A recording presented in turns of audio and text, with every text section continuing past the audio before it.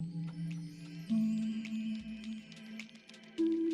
I think on an economic level, we certainly see that there's going to be more investments, more fun, more profits being made either in the plant-based or in the clean meat, eggs and dairy section.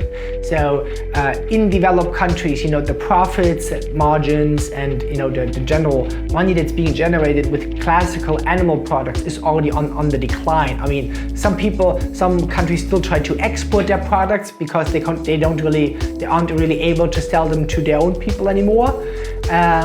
But there is more of investment. Either it's from little startups, like Just creating more vegan alternatives, or big companies like Cargill or so moving away from what's called protein diversification.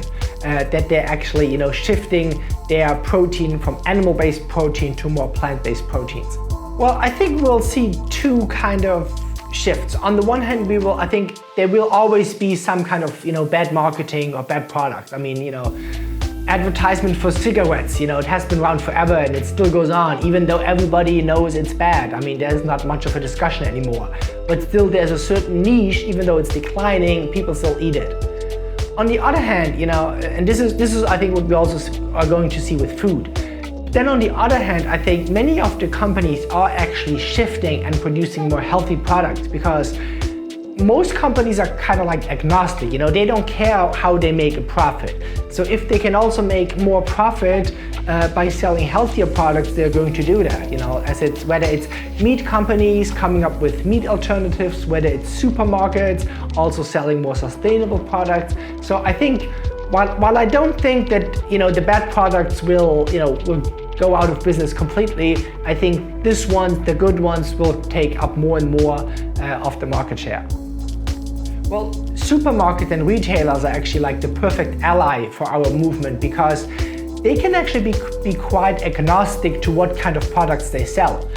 For example, I was invited at the German Meat Congress to speak in front of 400 representatives of the meat industry, and there were also some supermarkets and retailers there, and they say, well, we don't care if everything is shifting to plant-based products, because as long as the people still buy their products in the supermarkets, it doesn't matter whether we sell cow's milk or soy milk or almond milk.